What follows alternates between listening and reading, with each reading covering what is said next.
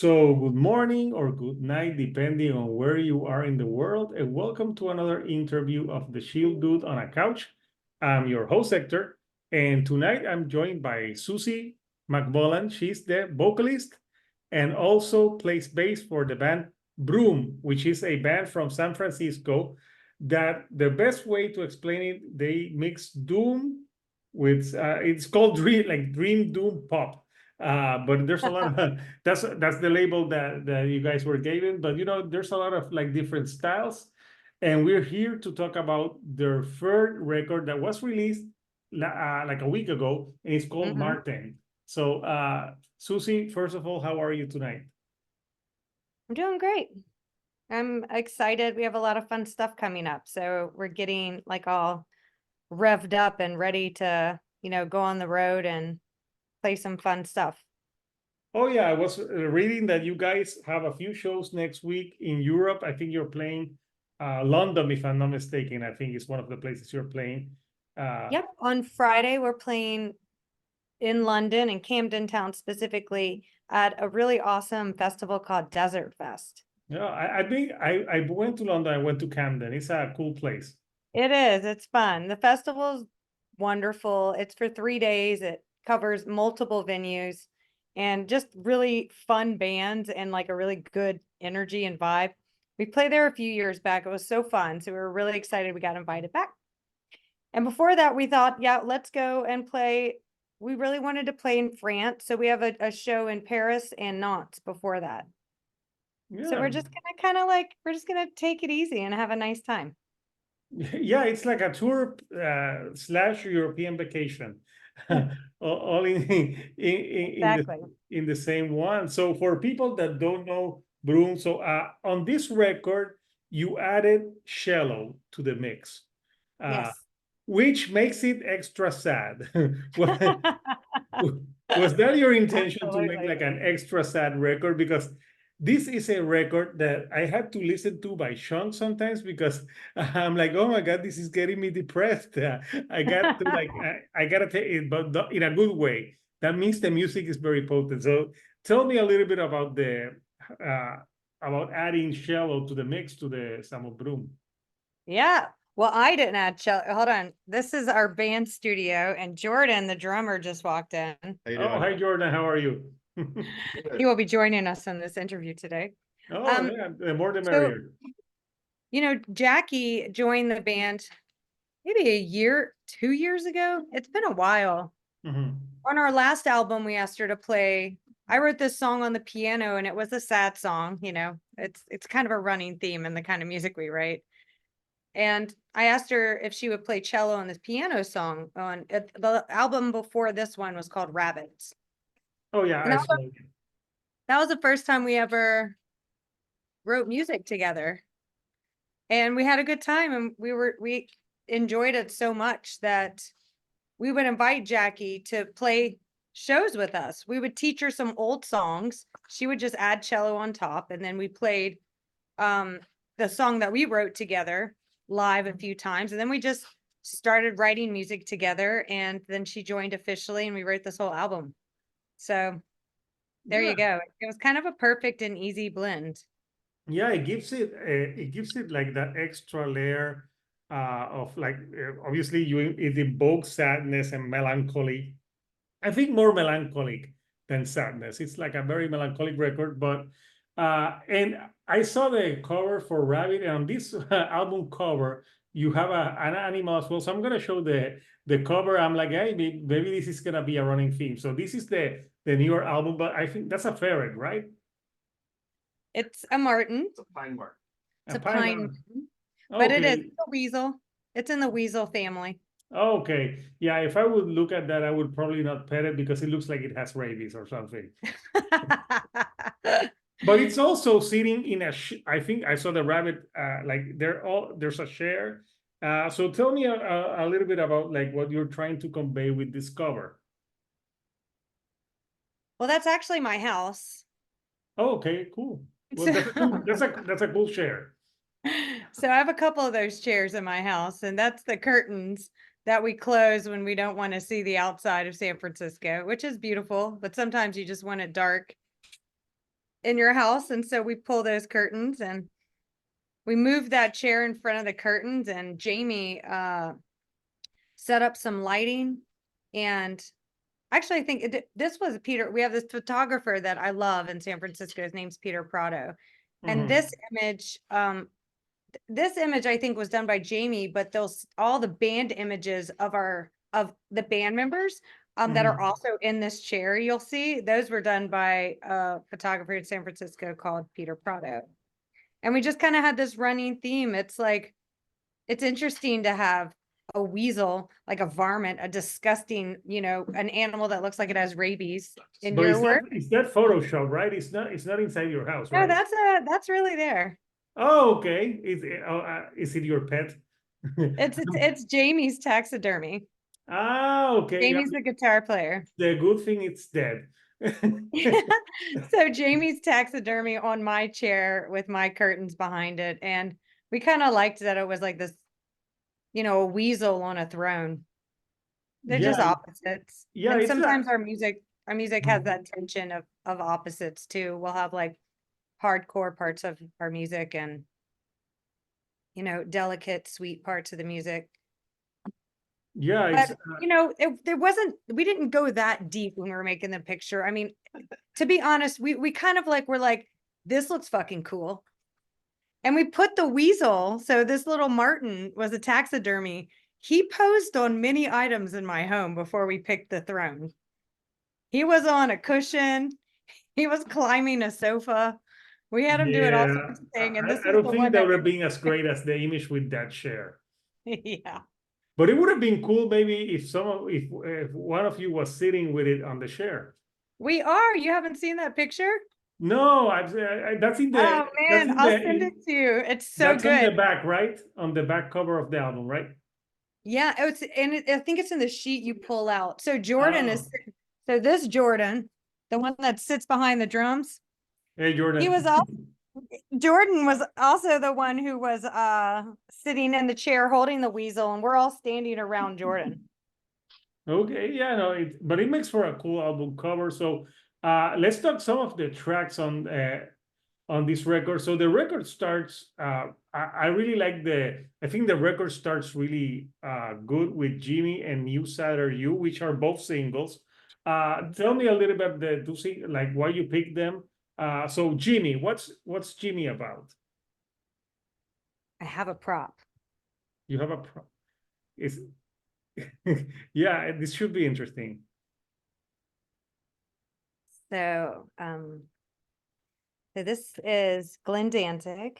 Oh yeah, I was looking at me. I'm like, that's me. But then I'm like, okay, yeah, that's Glen Danzig. Yeah. This was framed and given to me as a joke by Jamie. So the song, did you have Jimmy, a crush on Glen Danzig? Oh, I've had since I was a teenager. Okay. And so I always imagine what it would be like to be, I don't always, but in this song's case, I imagined what it would be like to be married to him. Oh. And to make myself feel better, I imagined how annoying he was. Because I'm not actually married to him. Yeah, man, maybe you should look at that video of him getting punched.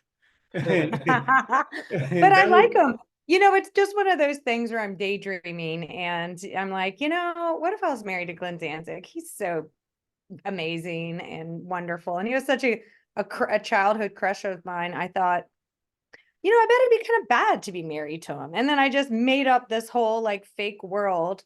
The fantasy is always better than the reality. Of me being married to him and being so annoyed that he never wanted to leave because he was an introvert and he didn't like the paparazzi. And I'm like, you're breaking up our whole relationship because you never want to be outside because you don't like the paparazzi. And so that's what the song, it's ridiculous. That's what the song is about. So that's what Jimmy is about. But I didn't want to say Danzig. It'd be too obvious. So I called him Jimmy in the song. Yeah, you didn't want to say Glen. So that's interesting that it's a song about him. Did you was the first song that you saw with him, was it when he did the Mother video? Oh God. The first time I heard about, I actually knew about Danzig 1. Remember the album Danzig 1, Danzig 2, Danzig 3? So it wasn't Mother, it was, that was back in the day when you So she didn't was have in the streaming. Misfits too. Well, and I didn't even know about the Misfits yet. I was Yeah. like, I went to a private Catholic school in Southern Louisiana. I didn't know about any kind of music except what cool guy that worked at the record store put out on display for you to put headphones on and listen to, because there was no streaming then. No, I know. I'm from And that. so it was like this one guy happened to put this one record out, and I was like, this is the greatest thing I've ever heard. And so I listened to it like maybe 8,000, to the point where my family still makes fun of me because I listened to those albums so many times. Yeah, and you never met Glen Danzig in person. No, that would ruin everything. Of course not. I have to keep, I'd rather just keep the idea of it.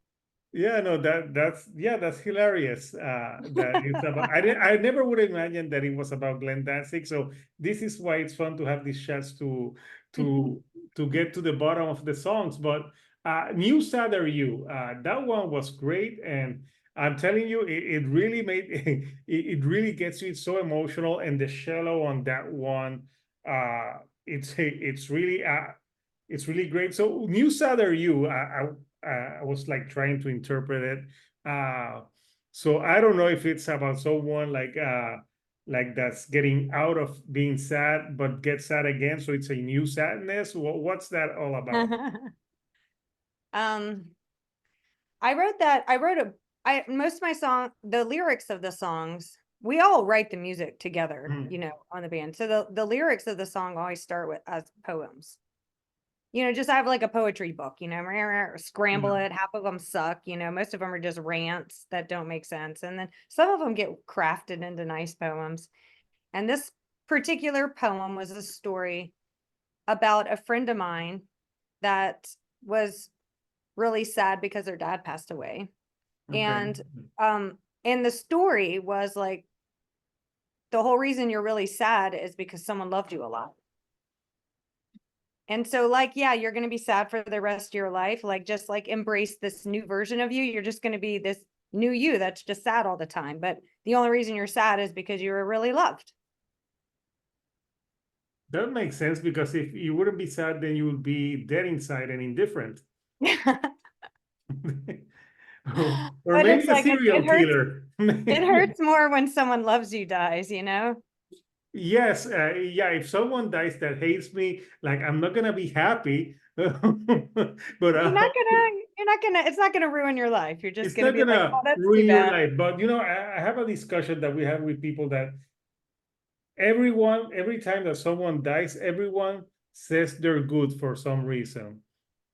Except O.J. Simpson. I didn't see anyone posting anything about him being good after he died a few weeks ago. But yeah, it happens. Like everyone dies, someone dies, and they're like, "Oh, he was so good," and you're like, "Was he?" Or I'm not that sure. So everyone turns good when they die. But yeah, that makes sense.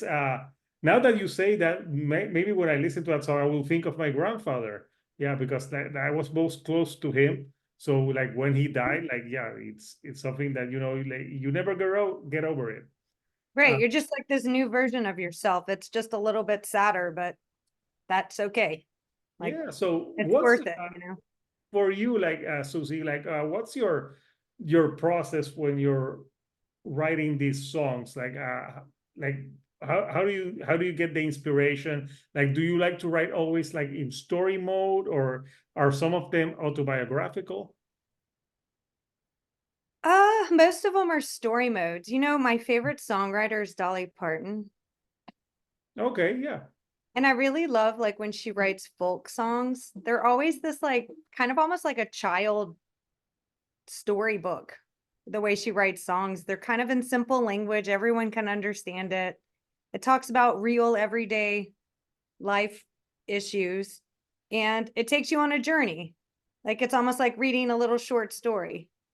I love those kind of songs. So I try to model that style, kind of model folk music in a way of telling a story, Yeah. So having a little character development in there and stuff like that. yeah, is it easier to write like stories than maybe like write something that's more like personal? Or is there Yeah. some stories on the record that's something that's happened to you? Oh yeah, I mean, so I'm married, Okay, and and not to when Glen Danzig, people. I know not to Glenn, but if he asked, I would be married to Glenn first. But turns out I have a really lovely husband, so too bad, Glenn. You missed your Maybe chance. you could dress your husband in Halloween like Glen. He's tall and thin and handsome, so they look totally different. Oh It's yeah, more so likely I could dress. I'm short and kind of muscly. It's more likely I would be Glenn. you you can dress like Glen and he'll dress like something else. So Um, yeah, like I I don't really everything every song that every poem I write is personal. It's like happening to me, or it's imagining something that I want to happen to me. And then it gets converted into like a story like song, you know? so So you yeah, first write like the stories and the poems, and the music comes after. That's what I'm guessing. yeah. Or the poems just there's a big book. Like at any point if Jordan came up with a drum beat, I could like open up a book and like have some lyrics ready to mold into a melody, right? Yeah. So what was there a song on this record for you that was hard to write, or musically, like which one like was the one that you're like, oh, this song is really giving me a lot of trouble? We spent the most time on New Sad Are You. I mean, it had so many versions of itself. I mean, at one point, I think with Jordan, was that the one I was rapping on? New Sad Are You? I think, I mean, at the end, I think I was rapping and everyone was like, cut. Did you channel your inner Fred Durst for, Exactly. for that one? Yeah, I don't know. I listened. I was like, I didn't hear any rapping on this record. That would have I been know it kept getting cut, but you know what? We have another, we tried so hard. like Um, that would like, be I was trying to vibe like, remember when Blondie had her like Fat Five Freddy tell you everything in that, do you need to take Oh my yeah, when I kept trying to do that kind of situation. yeah, I remember, yeah, when she tried to like it's like a little bit of a rapping, yeah, yeah. Like a little like a dancey rap, and I thought, I want to try that. So sometimes the songs just take, you know, they start in one way to just kind of give a vibe, and then they just take shape when everyone adds their parts. I mean, I don't write the guitar part or the drums. I mean, even when I try to use a drum machine, it's pretty terrible and everyone just laughs, and then Jordan makes it a good song. Jackie is a beautiful composer. She writes melodies, right? So she always would weave in, if I wrote a vocal melody, she would weave in with cello around the guitar and vocal melody, which is pretty hard to do because they're all kind of in the same range. This is Jamie. He's the guitar player. Hey, what's up? I Hey, just told Jimmy. him people will be coming in because we're doing the interview in our studio. I was gonna say who's on Skype? What's going on? Yeah, all good. Yeah, we were talking here about the album. So Jamie, since you joined right now, like for you, like which song on the record was the hardest for you to like write your guitar parts? Hardest to write the guitar parts. Hmm. I think that New Sadie You was pretty tough. Why did you say That's what I shit? said right before you walked in. I'm Or like, yeah. just because it was the song that we like started on the previous record, and I think it wasn't so much that it was hard to write the guitar part. I kind of knew I knew that I liked the melody, and I think that I couldn't quite figure out what it should do. And I think the problem was I was trying too hard. Like it was trying too hard to be this guitar song, and kind of when it fell into place is when I stopped playing, like played less. So Did you stop playing when Susie started rapping and you're like, no, That Freddie tell you everything. yeah, no, I couldn't hear that song with a rap. It wouldn't make I sense. told him, is that one of the ones I was trying to rap on? all of them. So many, so many. Yeah. And it was always at the end where I was like, and now I'm gonna do my rap. Yeah. Maybe you could do it live and people will be like confused, like, what is she doing? That is a great idea. We're going on tour right now. I'm doing it. And you're like, bear with me, but I'm going to do a rap here. So yeah, the record, it's like I was telling Susie, it's a great record, but I had to take it in chunks because it made me kind of sad because like the whole vibe. But I'm like, yeah, no, it really does it. And you close the album with an epic song called "The Yearn," that it's almost like an 8-minute album closer. So tell us a little bit about that one, because I felt that one was a cool way to end the record. And also, like yearning for. I'm like wondering what you guys are yearning for. Yeah. I love that song too. That was one of those like storytelling songs we were talking about earlier.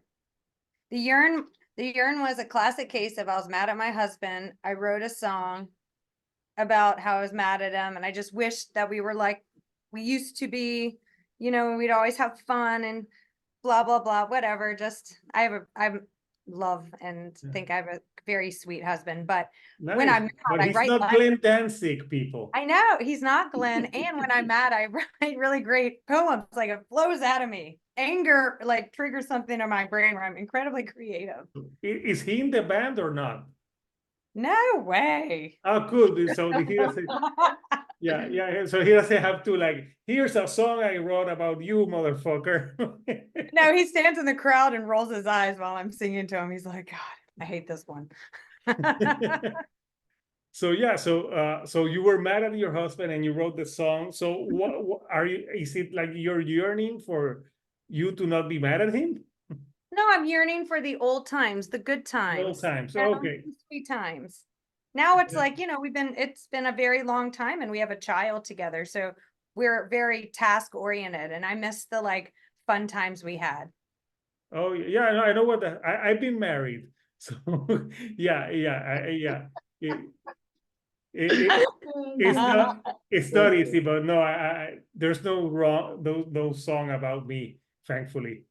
I think the other thing on that song that's fun, so like it was one of the early ones that Susie like lyrically came to the band with.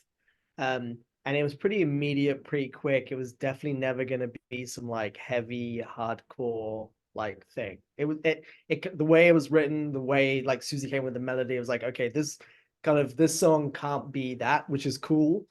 And was kind of fun and challenging. And so then it was a case of kind of how do we put our spin on something that feels like a little more country or a little more yeah, I guess country is probably a good way of describing it. And so yeah, this album, there's doom, but there's like more dreamier things. So it's there's a lot of like influences in it with the cello. Almost I thought maybe it will get in like a shoegaze type of way, but no, you didn't go the shoegaze route, but that would be cool, like doomgaze. There's a lot of bands like that. We like bands like that too. Like I like that whole shoegaze, like dream pop, kind of like take you to another place and float away music. So that seems like it has high potential in our next album. No, the album, there's like especially with the cello, which gives it that extra touch. Yeah, no, I think it's something that you guys can. It seems like you're a band that can explore different genres and not get put in a box like this is our sound. Like, yeah. And so is it something that you're looking for to always be evolving the sound of Brume on each record? For me, it doesn't have to evolve. Like it shouldn't be the aim for everything to be different. Mm-hmm. But if it feels right at the time, then absolutely. The key thing is that, like you said before, there shouldn't be a box. So that if we're interested in going somewhere, we should go fucking do it. Yeah. But if we don't, that's also cool. Like there's nothing wrong with that. But right, for this record, there were some things we wanted to push out further. And who knows? Yeah, the band also reminded me of like there's a band that last year I got into called Spotlights, and it's like that type of like sound. Only that band, I think, is a husband and wife, and they actually play on the band. And I'm like, He's like, no. Yeah, we should read those lyrics. Oh yeah. Yeah, yeah. We're So like, I love my husband. He's so Bestest, sweet. bestest guy. He does the dishes all the time. yeah, no. But yeah, the songs here really work. And so how has the reception so far been for the record? Because I know it's been out like a week now. Yeah, but we're have gotten a lot of really great reviews. I would say the common theme would be they were interested in it. Like they thought it was interesting and it like took them to a place, a somber place, but it was really positive. It's kind of shocking. I remember when we did Rabbits, we got a lot of positive reviews, and then we would get reviews that would say, "This is not metal." And we'd be like, "Yeah, okay, that's fine." Yeah. But this time, I feel like we pushed it even more into the like, might not be metal anymore. That I don't even think they bothered with those kind of commenting where they're like, we don't Well, even know what this is anymore. And that's probably like what's kind of interesting is that the last one, I think we were still definitely metal, but we had softer moments. Whereas this one, it's like, this isn't a metal record. It's just No, a it heavy. doesn't sound heavy like a music. metal record for me, but I don't care. Yeah, exactly. I think that's it. Like, whereas last time I feel like we were still like, in part to do with like the production on it. Like we still had Billy Anderson recording it, so it's always gonna sound like a metal Big album. and awesome. Like, Yeah. which is awesome, but it sounds like a metal record because that's the way we worked with him to create. Whereas this was like, no, let's just make a heavy record. Like, it doesn't matter what it is. It's rock music, whatever that means, and it's Well, heavy. Yeah, I had to listen to it in chunks sometimes because it's heavy emotionally. So Right. yeah, Perfect. because Best review ever. yeah, it's you have to listen to it in chunks because it's heavy and it evokes feelings. So this is a record that if you're too sad at the moment, do not listen to it. If you are too sad, wait, put Or on something else and then go back to it. But yeah, Well, sometimes when you're really sad, yeah, sometimes it helps. you might feel lonely. And Yeah. when other people are sad with you, there's a chance to be super sad and listen to really sad music and feel less lonely. Yeah. yeah, I was just gonna say, like, for me, like the only thing that feels better than being sad is listening to really sad music. It makes me feel really good. Oh yeah, So, there's I think for some it- people it just works just a treat. Sing lower. yeah, there's some great sad music. Like, so for you guys, since we're talking about sad music, like do you have like any favorite like bands that like with albums that you think, yeah, that's a sad album, but it's a great album? Well, yesterday, all I did was listen to King Hannah, Yeah, it's and it is getting sadder. good, right? I was like, at some point, I had to actually turn it off because I'm like, I've reached rock bottom. I can't do it anymore. And it was like 2 hours in to King Hannah, but I don't know if you're familiar with her, but No, it's I great. haven't. I haven't. And that was like my recency bias statement because I was just listening to it yesterday. I think like classic sad albums, like Nick Drake, Pink Moon, fucking incredible. Old John Marten from the 60s and 70s, also kind of incredible. Mogwai was an influence on this, definitely incredible. Oh yeah, Mogwai. Mogwai Yeah, was like, good. Yeah. I mean, I think that Bonnie Prince Billy, huge fan, super bummer, super sad. It, in some ways, like, personally, I don't think it always means it's sad, but there's like a heaviness to like slow music that's introspective. Introspective might be better than sad. And like, Yeah. I don't necessarily think that this album was meant to be sad per se. There's sad moments, but it's down, and down is different from sad. Yeah, Like, it is. there's- It's heavy hearted. yeah, exactly. Or inflective, I don't know what I'm saying, but like, just not like, it doesn't mean it's actually all sad emotions. It's just not upbeat. It's slightly different. You don't want to work out to it. It's more like a bubble bath music. No, no, it's not a workout record. No, like no, it's Actually, not. it depends how you. It might be a perfect workout record for me. It's like, You're like, one. that's good. No, I would imagine like you working out and also people and you're like lifting weights and crying and people are like, what the hell is wrong with him? Like, oh, I would be like, hi, I'm Susie. yeah. yeah, no, yeah, but yeah, so You know Glen Danzig works out and cries. You know he does. I'm writing a song on that. Yeah, no, well, that sounds like it could be like an emo song. Like I saw Glen Danzig in a gym, but he was crying. Well, bench pressing. Yeah, that could be like a, you know, those. That's Jimmy. Kitty litter kettlebells. That just makes him hotter. He's so cute. Glen Especially Danzig's when so he cries when he's doing dumbbells. No, yeah, you know, when you play, you should have like a Glen Danzig like poster on the back. Oh, you mean this one right here? This good. I do Yeah, put it's this on my yeah. face, Sam. It Yeah, sits yeah. nicely. He protects me. Thanks, Glenn. Yeah. I wonder if Glenn will watch this interview and send like a restraining order. He'll be like, no, like, no, I'm kidding. He's like, get that weirdo away from me. Yeah. Or Yes. he's like, hey, what's up?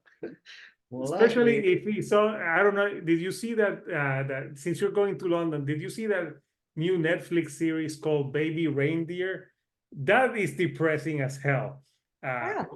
Yeah, it's about this guy from London that is from real life, and he talks about being, you know, stalked by this woman for years and also like molested. It's like 7 episodes, and it's like a hard watch to see. I also had to like watch a few episodes and turn it off, and I'm like, no, I need to watch some stupid shit. Wow, you're a glutton for punishment. I can't wait. You should listen to Rabbits too. It's pretty sad. You should get in there. There's Oh, some quality sad moments. I'll listen to it while I'm at Puerto Rico at the beach crying and everything. But yeah, San Francisco is a great musical city. Like there's so many great bands. Like New York, I love Death Heaven. That's from there, from San Francisco, and Me they, you know, they changed their sound. How's the music scene for you guys there? Like, especially the type of music that you play. It's amazing. You know, we have this one music video we put out for one of our songs called How Rude. And Yeah, that's one of the singles on the record. Yeah. yeah, if you watch that video, what we did is the music scene in summary, the music scene's awesome. And there's there's a lot of camaraderie amongst metal bands in San Francisco.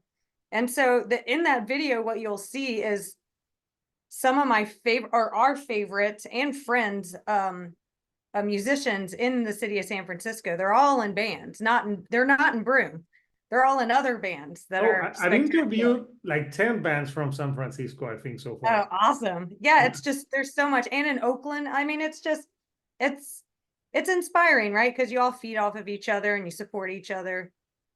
I think it took us a while to kind of like meet people and get, you know, 10 years ago when we started a band. Jamie's from Bristol, you know, I'm from Baton Rouge, Jordan's from LA. So nobody really knew anyone in San Francisco. So it took us a while, maybe about 2 or 3, maybe 4 years before we started meeting people. But once we did it became pretty fun. And, you know, we got to kind of vibe with the whole metal scene here and just kind of support each other.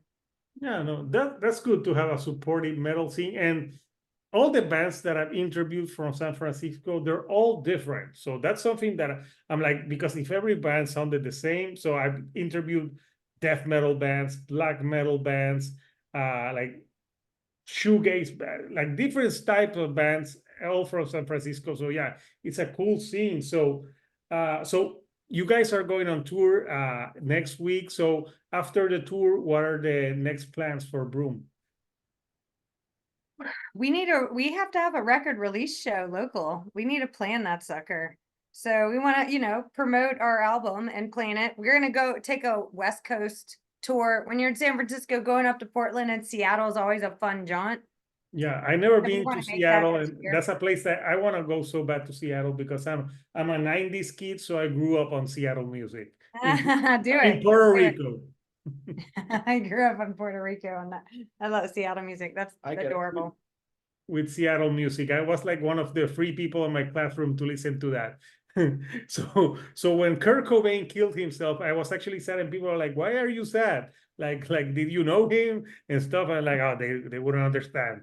But yeah, like yeah. So you're doing a West Coast run, and yeah, you should do like an album release. Yeah, that's a fun Yeah, show. something spectacular and fun in San Francisco. Invite local bands, just have a good old time. Nice. But we So, actually have to start practicing because we need to practice and then load out all of our stuff. no, yeah, I'm gonna let you guys in a few minutes because you need to practice for the show. So, Yeah. where can people get the album? Is it out physically right now, or Aw, thank you. Mhm. Magnetic Eye Records is our label. Mm. But everything's linked to our Instagram channel. So our Instagram channel is Broom Band. No idea. No? No, I Is don't. it? I know. I'm saying I don't know. Is it? Will you look it up? Broom We're Band. Don't really worry, good. I'll find it and I'll post the link for people that want to support the band, know more about the band, and get the physical copy. Do you have it on CD, vinyl? Yeah, look, CD is so awesome. It comes with a book. And some of these stories that you asked, like Glen Danzig, and a little excerpt about each song and all the lyrics, it's a picture book. And at the bottom of the awesome. picture book is a CD. No, It's pretty special. It's the yeah, first time we did something like this. It's beautiful. You'll see there's images online. So broomeband.com is our website, but if you go to our Instagram channel, the link in it will show you how to purchase anything, any of our merch. Because we're about to pop up some t-shirts and fun stuff as well. awesome. So, guys, I'm gonna let you guys go so you can get to practice. And you're leaving on Monday, right? For the tour. Yep. Yep. So yeah, no worries. I'll have this for Saturday night so people can know that you guys are going on tour. So people, the new Broom album is out now. I want to thank the band for joining me virtually here from San Francisco to Puerto Rico to talk about the sorry, about the album. So until next time, people, this is Hector, Right on. the Shield Dude on a couch, and I'll see you all right here on the couch. Thank you. Right on. That was and fun. goodbye. Thank you. Cheers. Thank you.